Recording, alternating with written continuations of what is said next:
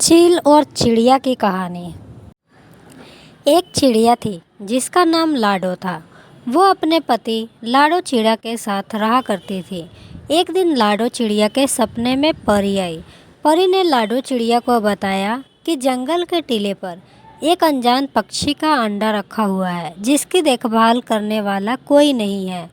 लाडो चिड़िया ने सुबह सुबह ही जंगल के टीले पर जाकर उस अंडे को अपने घर पर ले आई और लाडो ने उस अंडे का बहुत ही अच्छे से ख्याल रखा। कुछ ही दिन बाद उसमें से एक बच्चा बाहर आ गया। बच्चे को देखने के लिए आस पड़ोस से बहुत सारे पशु पक्षी भी आए थे। जैसे ही बच्चा अंडे से बाहर आया, लाडो तो बच्चों को देखकर बहुत खुश हुई, लेकिन आस पड़ोस के सभी पशु पक्षी बच्चे को देखकर ही भाग गए, क्योंकि अंडे से निकला हुआ बच्चा कोई मामूली पक्षी का बच्चा नहीं था, वो एक चील का बच्चा था।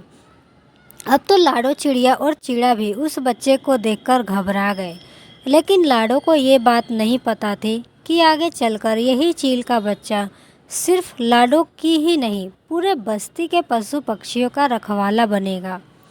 अन्य पशु पक्षियाँ, अरे लाडो, ये किसका अंडा लेकर आई हो तुम? ये तो चील का बच्चा है, आगे चलकर ये हमारे लिए मुसीबत बन सकता है।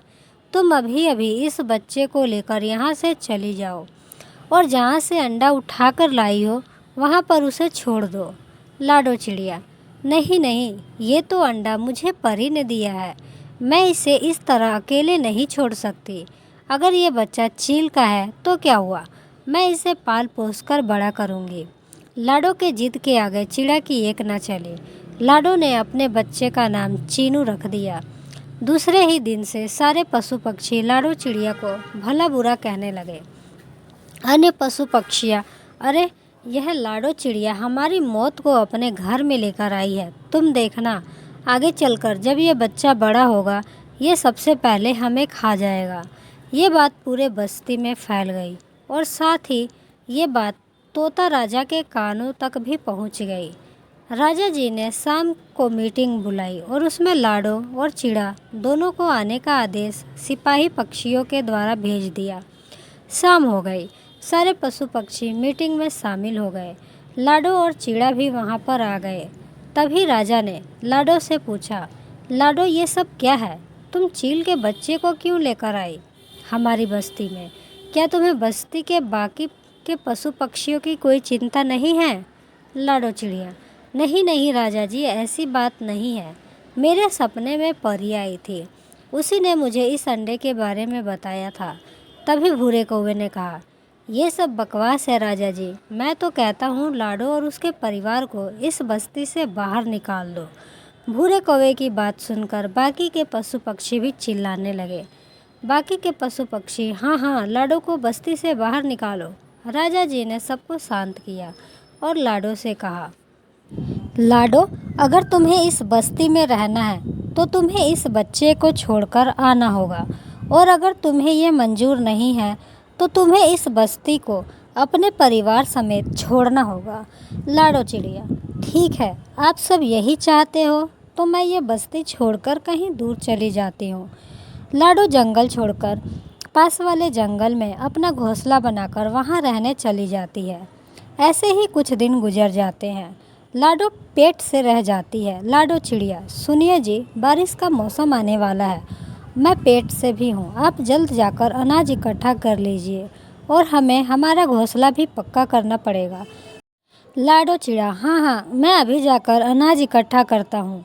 इधर चिड़ा बारिश का मौसम आने से पहले अनाज इकट्ठा करने लगा और इधर लाडो आने वाले बच्चों का इंतज़ार करने लगी। अनाज इकट्ठा करने के बाद चिड़ा और लाडो ने मिलकर अपना घोंसला भी पक्का कर लिया। चीलों ने भी लाडो और चिड़ा को घर पक्का करने में बहुत मदद की। बारिश का मौसम आ गया। ऐसे ही कुछ दिन बीत गए। ऊपर वाले ने लाडो की माँ बनने के सपने को पूरा कर दिया और लाडो ने 2 प्यारे प्यारे अंडे दे दिए। चीनू अपने दोनों भाइयों से बहुत प्यार करता था, लेकिन दोनों भाई चीनू से नफरत करते थे।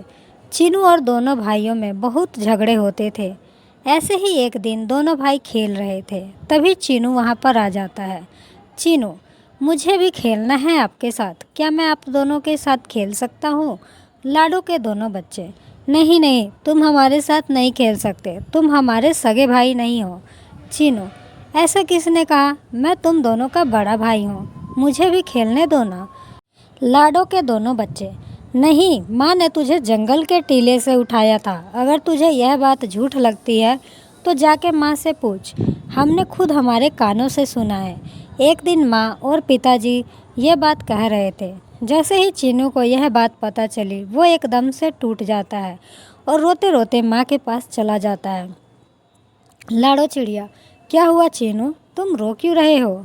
चीनू, देखो ना माँ, मेरे छोटे भाई मुझे उनके साथ खेलने नहीं दे रहे हैं और वो कह रहे हैं कि उनका सगा भाई नहीं हूँ। आपने मुझे जंगल के टीले से उठाया है माँ, क्या ये बात सच है? बोलो माँ, क्या यह बात सच है? लाडो चिड़िया, मुझे माफ़ करना मेरे बच्चे, पता नहीं तेरे भाइयों को ये बात कहाँ से पता चली, लेकिन ये बात सच है। तभी बाहर से दोनों भाइयों के चिल्लाने की आवाज़ आ जाती है। लाडो और चीनू बाहर आकर देखते हैं कि एक बड़ी सी चील उन दोनों भाइयों के पास खड़ी होती है। वह उन दोनों पर हमला करने ही वाली थी। तभी चीनू उस बड़ी चील पर हमला बोल देता है और उस बड़ी चील को वहाँ से खदेड़ देता है। दोनों भाइयों की जान बच जाती है। लाडो भी वहाँ पर आ जाती है। लाडो के दोनों बच्चे, भैया हमें माफ़ कर दो, अगर आज आप यहाँ नहीं होते तो ये बड़ी चील हमें खा जाती। दोनों भाइयों को अपनी गलती का एहसास हो जाता है और दोनों चीनू को गले से लगा लेते हैं। लाडो ये देखकर बहुत खुश हो जाती है। ऊपर से यह सब दृश्य भूरा कौवा देख रहा था। वो जाकर ये सब बात राजा के कानों तक पहुंचा देता है। राजा जी, हमने लाडो को बस्ती से निकालकर बहुत बड़ी गलती कर दी। आज मैं लाडो के घोंसले के ऊपर से उड़ रहा था और उसके बच्चे बाहर खेल रहे थे। तभी वहाँ एक बड़ी सी चील आ गई और उसने उन दोनों पर हमला कर दिया। तभी लाडो के घोंसले से एक चील का बच्चा बाहर आया और उसने उस बड़ी चील का सामना भी किया और उस बड़ी सी चील को खदेड़ दिया। मुझे लगता है कि लाडो ने जिस चील के बच्चे को पाला था ये वही बच्चा है। हमें लाडो को वापस बुला लेना चाहिए, उसके साथ उसके परिवार को भी, क्योंकि आए दिन नागराज और बाकी के बुरे पंछी हमारी बस्ती पर हमला कर रहे हैं। अगर ये चील का बच्चा हमारी बस्ती में रहेगा तो यह हमारा रखवाला बन सकता है। राजा जी, तुम सही कहते हो भूरे, हमें लाडो और उसके परिवार को वापस बुला लेना चाहिए। राजा सिपाही पक्षियों द्वारा लाडो को वापस बुलाने के लिए संदेश भेज देता है और लाडो भी पिछली सारी बातों को भुलाकर बस्ती में वापस रहने आ जाती है। सारे पशु पक्षी भी चील को अपना लेते हैं। जब भी बस्ती पर कोई संकट आ जाता तो चीनू उस संकट का सामना करता था। ऐसे ही आगे चलकर चीनू लाडो और पूरे बस्ती का रखवाला बन गया। तो दोस्तों, ये कहानी आपको कैसी लगी हमें कमेंट करके अवश्य बताइएगा।